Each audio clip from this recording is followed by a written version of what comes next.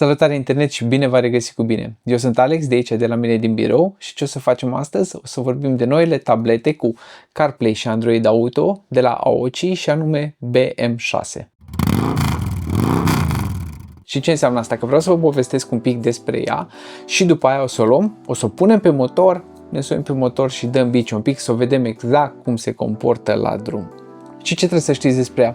Aoci e o firmă care e specializată pe tot felul de display-uri de genul ăsta, tablete, cum vreți să le spuneți, care aduc integrare de CarPlay și Android Auto pe vehicule, mașini, motociclete, camioane și așa mai departe, care nu au deja. Asta e BM6, unul din cele mai noi modele de la ei și, cum am zis, este special pentru BMW pentru că are conectorul ăsta din spate. E o tabletă de aproximativ 6 inch și ce mi-a plăcut iar la ea, care are o luminozitate la ecranul ăsta de 800 de nits, care, din ce mi se pare mie, e una din cele mai mari valori pe care le-am văzut pe piață la astfel de dispozitive. Bineînțeles, să nu vă gândiți acum că au ce fac tablete doar pentru motocicletele BMW. Nu, au modele care sunt destul de generale, valabile pentru toate motocicletele, adică cele care nu au conectorul ăsta special. Ale o să le găsiți pe site-ul lor, au o selecție destul de mare de modele pe lângă astea specifice de BMW, au care integrează inclusiv dashcam-uri, sistemuri anti-furt, trebuie doar să deschideți site-ul lor pe deaoci.com și să dați o geană pe acolo. Da, astăzi, eu vând motocicletă BMW, când m-a contactat Aoci și cu ocazia asta trebuie să menționez că acesta nu este un videoclip plătit, dar am primit gratis unitatea asta de review. Și când m-a contactat Aoci, mi-a propus alt model și am zis, nu, eu am motocicletă BMW, nu o să-mi pun alt mount, o să-mi trag alte firme, dacă aveți una de BMW specific, trimiteți-mi aia. Și eu zis, perfect, avem modelul ăsta nou BM6 și BM7. BM7 e varianta de 7 inch, ăsta e 6, cum am menționat, din cauza că e de 6 inch. Dar la ăla m-am gândit că deja seamănă cu unitatea pe care o mai am deja, era tot 7 inch, cam aceeași rezoluție, dacă nu chiar aceeași rezoluție și am vrut să văd cum e una de 6 inch de rezoluție mai înaltă. Că punctul meu de interes a fost aici rezoluția asta, diferența asta de rezoluție care pe 6 inch e mai mare decât pe tabletele de 7 inch, genul ăsta de tablete de CarPlay și Android Auto. Și cum am zis, da, vă trimitem ăla. Și am zis, perfect, hai, trimiteți-mi și hai să vedem ce e cu ea. Acum, pe lângă toată chestia asta, vreau să vă zic de la început, ca să nu rămâneți până la finalul videoclipului, eu am primit și un cod de reducere, da? Puteți să vă achiziționați cu codul Alex pe motor de la ei de pe site-ul Aoci și primiți 22% reducere. Dar, nu știu când vedeți clipul ăsta, dar dacă îl vedeți când apare, să știți că până data de 5 noiembrie 2025 au o ofertă specială și cu codul Alex pe motor 25 o să primiți 25% reducere, deci mai mare decât reducerea normală și pe lângă asta în pachet o să primiți gratis și o lanternă în valoare de vreo $60-70, ceva de genul ăsta m-a informat echipa de marketing de la Aoci. Ceea ce mi se pare un deal destul de bun, adică rămâneți cu, și cu lanterna și cu suficienți bani în buzunar în caz că vă gândiți și voi să vă adăugați la motocicletă sau nu numai la motocicletă, dar aici suntem pe canal de motocicliști totuși. Să vă adăugați la motocicletă o tabletă de asta cu CarPlay sau Android Auto. Și de ce să faceți asta? Am discutat în clipurile anterioare pe tema asta. Navigațiile de motociclete sunt destul de slabe, inclusiv am mai discutat de Garmin, de TomTom, calitatea ecranelor, calitatea software-ului, calitatea hardware-ului, plus că sunt insuficiente. E mult mai ok să ai CarPlay sau Android Auto, unde ai Waze, unde ai Google Maps, unde mai nou ai și Magic Earth, care e o aplicație extrem de faină de navigare și o să vorbim de ea în viitor. Poți să-ți folosești telefonul, adică să vezi cine te sună în timp ce ești pe motocicletă, fără să interacționezi cu telefonul fizic pentru că îți apare pe tabletă. Poți să vorbești cu Siri, cu, cum se cheamă la Google Assistant-ul și așa mai departe. Deci nu vreau să reintru în topicul ăsta de ce e mult mai ok o tabletă de asta decât un navigator clasic de motocicletă. Vedeți clipurile anterioare pe tema asta. Eu mențin punctul de vedere, e mult mai valoros să ai Android Auto sau Apple CarPlay pe motocicletă în fața ta decât o navigare tradițională. Și bineînțeles, codurile de reducere pe care vi le-am menționat mai devreme sunt valabile la toate modelele de Aoci de la ei de pe site. Și ce trebuie să știi despre Aoci BM6? Cum am zis, este o tabletă de Android Auto / Apple CarPlay cu diagonale de 6 inch, rezistență la praf și umiditate IP67, dacă nu mă înșel, dacă mi-aduc bine aminte. Partea bună e când îți achiziționezi o astfel de unitate, ai opțiunea să alegi, vrei cu senzorii de presiune sau nu. Că dacă nu ai nevoie de ei, nu are rost să-i cumperi, ceea ce înseamnă că căcing, o să-ți rămână ție niște bani în buzunar. Acum, mai interesant la unitatea asta, și sunt foarte sincer când zic interesant, e că e, cred că singura în raza asta de preț, că o să discutăm imediat și despre preț, să vedeți că stă cam cel mai bine de pe piață din ce research am făcut eu până acum, dar e singura în categoria asta de preț care vine cu GPS integrat, adică unitatea în sine are chipul, modemul cu care comunică cu sateliții pentru locația ta și suportă atât GPS cât și GLONASS, sistemul rusesc de localizare. Era fain dacă îl suporta și pe ăla european Galileo, era și mai fain, dar momentan doar GPS și GLONASS. Și de ce e important asta?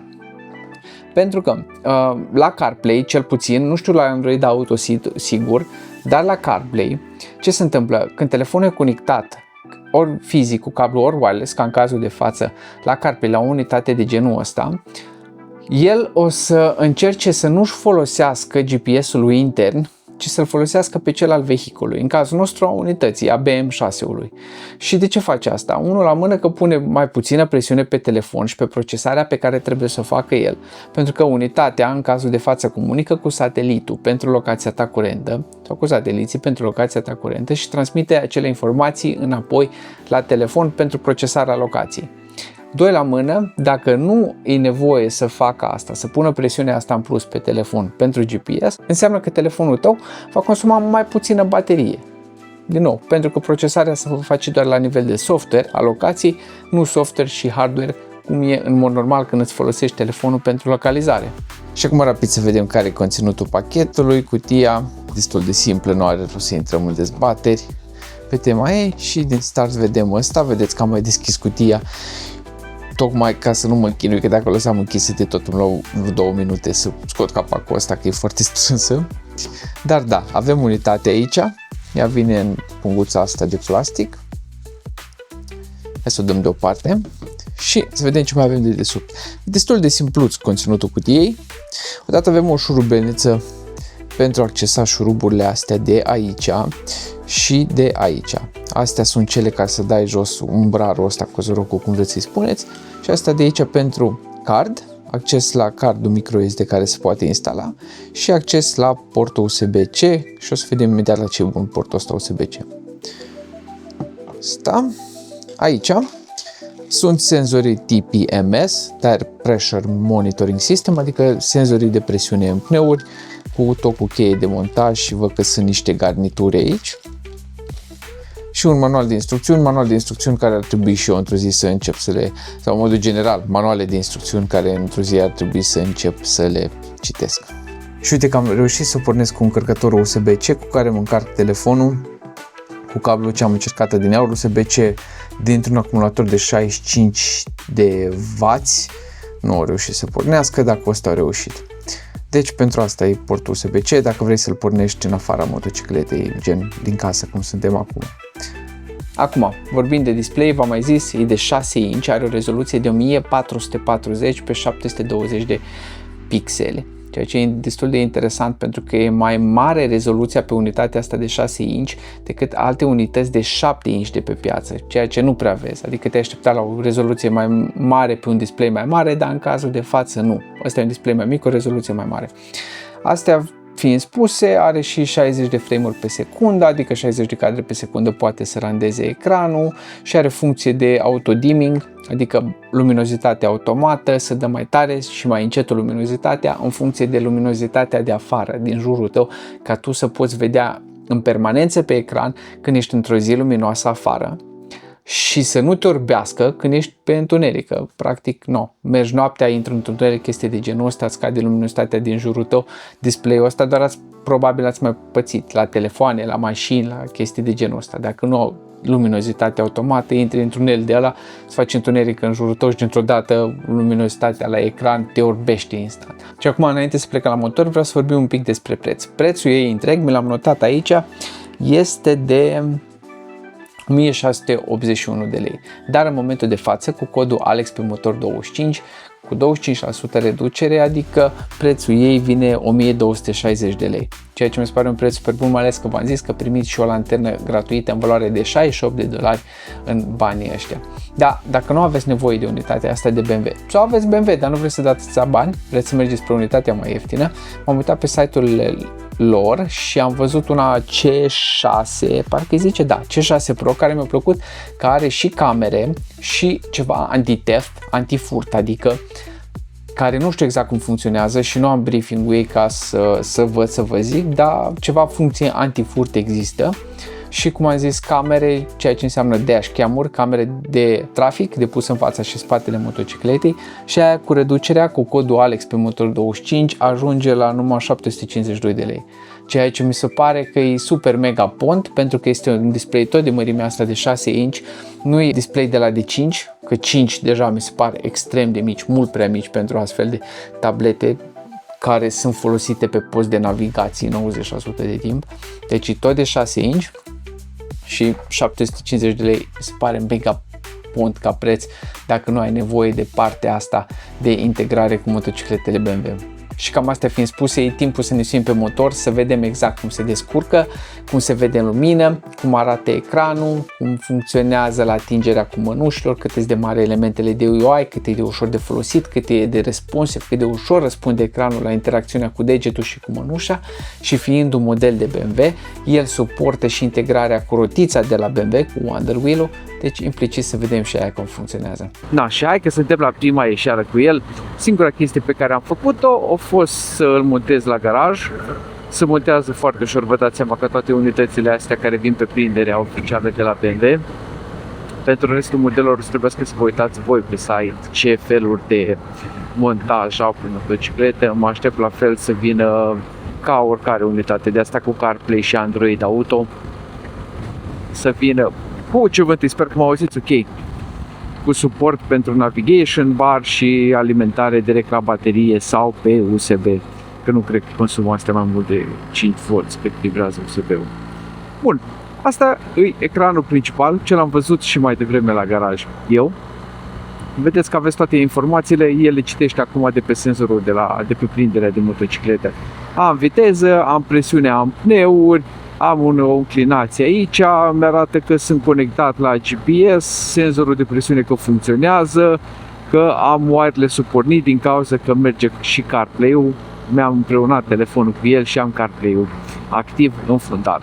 Pe lângă asta, ce mai puteți să vedeți aici pe el, să începem de la iconița asta a doua, e asta consoare, luminozitatea mi-arată că e la maxim, ceea ce e un punct foarte interesant acum să-l dezbătem, pentru că eu merg cu soarele la ce oră e asta? E la ora 2, deci nu era chiar din spate și vizibilitatea pe ecranul ăsta negru e destul de ok, adică văd perfect ce se întâmplă acolo. Doar atâta vreau să luați în vedere că eu momentan am și folia din fabrică încă pusă pe el, cred că se vede aici jos, nu am dat jos încă și nici nu știu dacă o să dau, pentru că nu cred că o să pot să cumpăr alta. Deci probabil o să o las și folia asta care e acum pe ecran e o folie mată.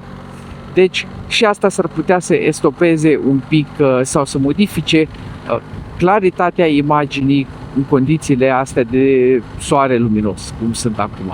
Și sunt bucuros, mă așteptam să fie astăzi înorat și să nu putem să facem testul ăsta. Dar o să-l vedem mai bine imediat când pornim CarPlay-ul, se vede. Da? Următoarea chestie de aici este un buton de, nu știu cum să zic, hai să zicem dashboard, al treilea buton. Așa. Unde am durația curentă, viteza, ce mai am? Treapta de viteză. Dați așa că eu și atent la drumul în momentul ăsta.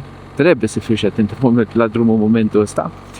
Temperatura de exterioară, voltajul la baterie, din nou presiunea, range-ul, câtă benzină mai am în rezervor, adică temperatura motorului și gradul de înclinare. Toate informațiile astea citite de la motocicletă pe portul ăla oficial BMW de pus navigația pe el.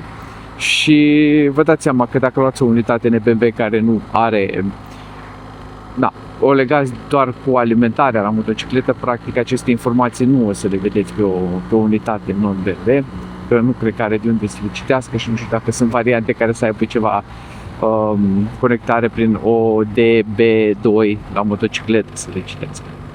Da, făcut abstracție de asta, deci informațiile sunt destul de complete. Mi-arată că mai am și benzină. Cred că merge și semnalizarea, nu. Semnalizarea am văzut și la garaj, nu o citește cum trebuie, vedeți că eu semnalizez și aici nu mi-apare. Dar, în schimb, frânele, dacă ciupesc un pic frâna față, s-au aprins. S-au aprins amândouă de un frân înlănțuite, dar s-au aprins, ale răcite. Bun, hai să mergem înapoi pe home. Și aici mai avem un ecran de setări. Ce mi-a plăcut la ecranul ăsta de setări, odată că am un auxiliary button care nu știu exact ce face. Și uite că am aflat între timp și pentru ce e butonul auxiliar. Dacă îi dau tap, hai să-l activăm. Bun, ar trebui să fie pornit. Mergem înapoi pe CarPlay și vedeți aici. Ăsta e butonul auxiliar. Îți pune un buton pe display care poți să-l muți unde vrei tu. Și ai acces la două chestii. Odată Home, care să te ducă înapoi aici. Și odată un buton de luminozitate. Bine, acum e pusă pe auto. O închid. Așa. Screensaver-ul la fel are ceva setare să intre el într-un screensaver după 1, 2 și 3 minute de la dezactivat-o. Brightness-ul, test de presiune în pneuri. Asta cred că ca să citească cu senzorii pe care i-ați văzut că i-am primit în pachet. Limba nu are română, m-am uitat, unitățile, connection history și mai era ceva mai jos pe aici. Hai să vedem formatări. Formatat cardul care are loc de card.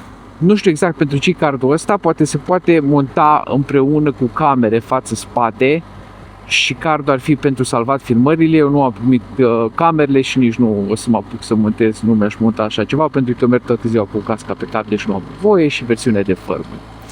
Bun, ce a rămas de aici? Primul buton, ăsta de CarPlay și Android Auto și dacă apăs pe el, nu s-a deschis Android Auto și acum vedeți ecranul meu principal de CarPlay. Și ce pot să observăm aici? Unul la mână. Că e, cum să zic, destul de îngrămădit. Fiind o interfață mai încărcată, și cea de la CarPlay și cea de la Android Auto, și display-ul ăsta mai mic, de rezoluție mai mare, sau adică de rezoluție destul de mărișoară pentru o astfel de unitate, chestiile mi se par un pic cam mici și cam înghesuite. Adică iconițele principale, să zicem, dacă vreau să intru în Waze, sunt destul de ok și comode și mari, da? Dar dacă vă uitați în stânga la iconițele astea de aici, astea sunt cam mici. Când vreau să le nimeresc, da, le nimeresc eu și faza e că merge super bine cu mănuși, deci e foarte responsiv la mănuși, chiar cu folia asta pe care am lăsat-o pe el. Dar unele iconițe și elemente de UI, uite cum e și ceasul aici sus sau LTO, sau dacă deschid iar Waze-ul, chiar dacă sunt texte și nu trebuie să le atingi, cum vedem jos în stânga, au 13-39 ora de ajuns și distanța rămasă de 90 de km, etc. Mi se par destul de miculuțe pe display-ul ăsta de 6 inch.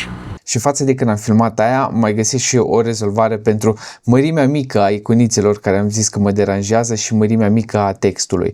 E o setare din CarPlay, de fapt. Trebuie să vii la setări și odată venim aici la display, Smart Display Zoom, îl închid ăsta și am făcut un refresh și vedeți că din start am tot contentul aici semnificativ mai mare. Deci e mult mai bine. Nu e vina unității, e vina iOS 26-ului care a activat chestia aia by default și de aia apăreau așa de mici iconițele. Acum e mult mai bine. Da, în rest, am lumina din față, acum văd un pic umbrit pentru că și el are un brar de jur împrejur, dar chiar și cu luminozitatea la maxim acum, deci cum e acum cu luminozitatea la maxim, se vede super ok. Nu se vede foarte bright, foarte luminos, clar nu se pune problemă să deranjeze cât e de luminos, dar în momentul de față, cu cât îi văd perfect ce e pe ecran, aș fi vrut un pic mai tare, da. Mă deranjează cum e acum luminositatea, nu. Pentru că în momentul de față e pus pe auto și presupun că e la maxim. Dar totuși hai să nu vorbim prostii, hai să testăm. E foarte responsiv, apasă, nu apasă. Automatic brightness, ia să văd. L-am dezactivat. Să iau și curba asta. Am dezactivat luminozitatea automată.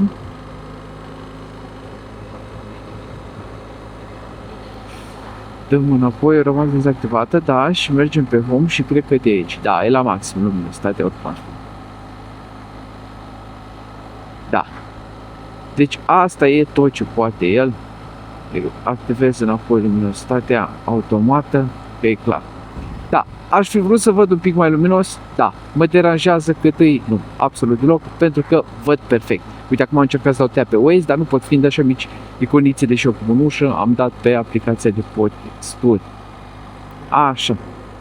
Ca mișcare, cum se mișcă și cât se mișcă, mi se pare super ok, absolut normal pentru toată categoria asta de dispozitivuri, nici prea, nici foarte. S-ar putea, în schimb, aici să fie o problemă și cauzată de mediul meu curent pe care o testez, și anume faptul că e destul de răcoare afară și motorul a stat în garaj cu ăsta pus vreo jumătate de oră și a stat în garaj fără să ne mișcăm și totuși e frig afară, deci sunt 10 grade, pentru că display-urile astea, și vă zic asta din experiență, că am mai pățit și cu alte modele și pățesc și inclusiv cu alea din mașină. Dacă nu ai ceva merțant, să aibă ceva display integrat, super șmecher și fancy și scump, în general astea mai de buget, repet, efectiv cum am și eu pe mașină, când dau de frig, se fac un pic mai puturoase și răspund un pic mai greu.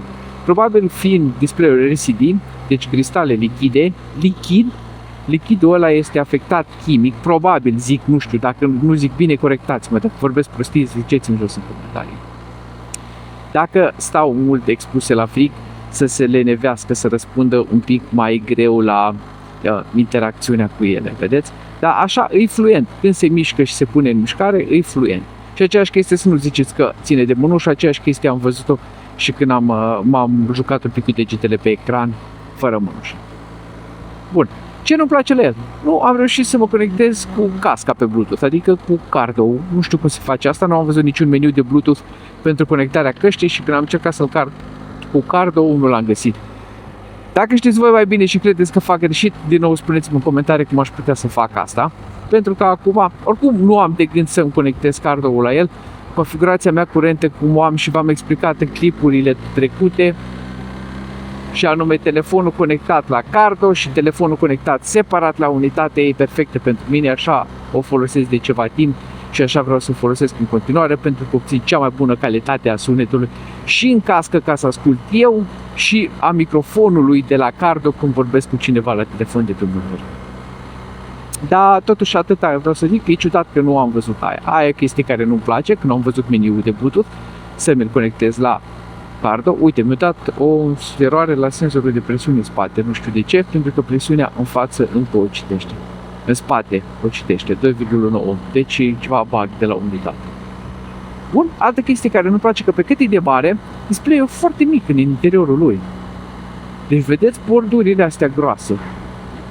Și le-am, sunt foarte ciudate, mi se pare că e foarte mult irosit spațiu. Acum, dacă tot l-ați făcut așa de mare, că înțeleg că e posibil să fi fost nevoie de așa mult spațiu în interior pentru componentele interne, nu pentru ecran. Păi puneți, fraților, luați cu 30 de euro mai mult și puneți un display mai mare cât să acopere toată zona asta sau mare parte din zona asta. Că forma nu-mi displace, mă așteptam să-mi displacă așa white, vedeți că e destul de white față de altele unități, alte modele care sunt mai pătrunțoase, mă așteptam să nu-mi placă așa tare, dar îmi place, chiar nu mă deranjează, dar mă deranjează irosirea asta de spațiu și bordurile astea mega grosolane aici. Nu știu ce să zic. Pe de altă parte, ce-mi place foarte tare, făcând abstracție de CarPlay, interfețele astea lui naturale, astea pe care le vezi înainte să te conectezi la CarPlay, și asta, dashboard-ul ăsta cu turometru și vitezometru și busolă și busolă și alte condiții de informare, sunt foarte faine și destul de complex. Zic în ideea în care dacă nu îți conectezi tot timpul, poate sunt persoane care nu își conectează automat CarPlay-ul sau Android Auto la o unitate de genul ăsta, poate nu au nevoie tot timpul, e ceva mai fain la care să te uiți. Îmi place, deci chiar îmi place interfața asta. Asta mai complexă de aici, mi se pare un pic mai rudimentară. Nu e nașpa sau ceva, dar nu mă impresionează, că e pe la medie vorba aia. Nici prea, nici foarte. O altă chestie despre care îmi dau seama în momentul ăsta, că arată mult mai bine unitatea asta, așa mai mică și mai wide, mai lată, mai puțin pătrățoasă și mai de tânărulară pe motocicletă. Parcă cumva, cel puțin pe bordul ăsta de BMW, cumva se integrează mai bine, vreau să zic. Estetic e mai plăcută decât una mai mare și mai pătrățoasă. E doar o chestie în plus, nu știu dacă contează pentru cineva, dar am zis să vă zic că e părerea mea și fac ce vreau cu ea. Aha, și asta mi-a venit acum în minte, când vine cineva, îți vede auciul ăsta, știi ce zice, nu? Auci, bine arată! Și mai avem un singur test de făcut înainte să terminăm semi-review-ul ăsta, cum vreți să-i spuneți. Faptul că se leagă direct pe pregătirea de navigație de BMW înseamnă că ar trebui să meargă și cu Wonder Wheel-ul, da? Cu rotița de control a motocicletei. Hai să vedem. Acum pe TFT, deci trebuie să țin 5 secunde în sus și eu recunoscut-o. Știam că o să recunosc că când mi-apare pe bord când pornesc motocicleta că o recunosc cu 2 unitate. Hai să vedem cum merge. Deci, dau în jos, bun, se selectează în jos, în sus. Hai să intrăm în aplicația de podcasturi. Am selectat, fac un scroll, mă duc chiar în sus. Dar vreau să mă duc la back-ul ăla. Cum fac back? Așa. Perfect. Și hai că vreau să ies de tot. Vreau să ies la home. Așa. Și acum fac o rotire bună. Și deschid iar Waze-ul. Unde e Waze-ul? Uite-l aici. Și dau o dată în dreapta să selectez și gata, să înapoi în Waze. Deci, chiar asta, inclusiv asta, merge perfect și controlul cu Wonder Wheel-ul de la BMW. Ceea ce e bine de știut. Și cred că e timpul pentru concluzii, că mai mult de atâta nu știu ce să vă zic despre ea după o oră și ceva de folosit. Probabil o să mai revenim în timp, de-a lungul timpului o să-mi dau cu părerea despre ea în alte clipuri sau dacă o să-mi facă ceva probleme, cu siguranță să vedeți în clipurile următoare. Dar astea fiind spuse, astea sunt concluziile mele, vi le-am zis cu bune și cu rele. Din nou, reiterez, acesta nu este un videoclip plătit, nu este un videoclip sponsorizat, nu am primit bani ca să fac videoclipul ăsta, doar am primit gratuit unitatea asta de review. Acum, dacă nu le place clipul, înseamnă că din clipul următor o să mă vedeți fără ea, probabil o să mă ceară înapoi. Da, o să vedem. Dacă nu o să le placă părerea. Dacă o să le placă, în schimb, și asta ca parte din concluziile mele, eu o să țin o vreme unitatea asta, că îmi place, încep să vă obișnuiesc cu ea. Deși neajunsurile, în special cu interfața foarte mică din cauza ecranului mic și a rezoluției foarte crescute, deși mă deranjează vizual și din când în când mai apăs mai greu pe butoanele astea, îmi place. Îmi place cum arată, îmi place cum se vede, îmi place cum se mișcă și cum se integrează, v-am zis, în tot corpul meu. Și o să o păstrez. Da, voi spuneți-mi în comentarii ce părere aveți. Cum credeți că vi s-ar potrivi o astfel de unitate AOC care e mai mică un pic și cu o rezoluție mai mare sau o unitate mai mare, fizic mai mare și cu o rezoluție mai mică, ca să aveți o interfață mai lizibilă, cu elemente de interfață, cu elemente de UI mai ușor de atins, mai ales că suntem pe două roți și conducem motociclete. Spuneți-mă asta în comentarii. Astea fiind spuse, dacă ați rămas până aici, vă mulțumesc foarte frumos. Dacă nu sunteți încă abonați, am să vă rog să-l luați în considerare, să-mi lăsați și o abonare. Am să vă rog să vă luați în considerare Acum văd că mi-a căzut grogul și urât. Așa. Dacă nu sunteți membri a canalului și ați vrea să susțineți canalul, puteți deveni membri, aveți jos un buton de join sau dacă nu aveți ăla, aveți în descriere un link pentru a deveni membri a canalului. Aveți linkuri către site-ul AOCI, aveți codurile de reducere de care aveți nevoie ca să beneficiați de prețurile de care am vorbit astăzi. Ce să mai faceți? Dacă sunteți aici, plesniți butoanele de like, de share, plesniți un comentariu, numai vă rog, fiți politicoși, comentariile nepoliticoase o să le șterg. Spuneți-mi și voi ce părere aveți de unitatea asta, credeți că e un raport preț-calitate bun, că mie mi se pare super bun. Deci am investigat cu dragii de la mine din comunitatea Alex pe motor prețurile pe piața la categoria asta de dispozitive de CarPlay și Android Auto și am ajuns cam toți la concluzia, sau cred că toți am ajuns la concluzia că momentan AOCI au cele mai bune prețuri din categoria asta de dispozitive, ceea ce mi se pare mega pont. Da, lăsați-mi și voi părerea voastră jos în comentarii sau specifică de dispozitivul ăsta sau puteți să mergeți în comentarii să-mi spuneți că voi folosiți telefon și eu sunt plătit să fac review-urile astea chiar dacă am zis că nu am niciun ban și telefonul e mai bun și bla bla bla. N-aveți dreptate, dar puteți să mergeți să mă ajutați cu un comentariu de genul ăla. Și bineînțeles, dacă aveți un buton de hype jos acolo, plesniți-l și pe ăla, mai ales dacă sunteți pe telefon sau tabletă, ar trebui să-l aveți, că mă ajută mult cu algoritmul. Și mersi că ați rămas până aici și până data viitoare, nu uitați să fiți buni cu voi, fiți buni unii cu alții și asfaltul scat să avem.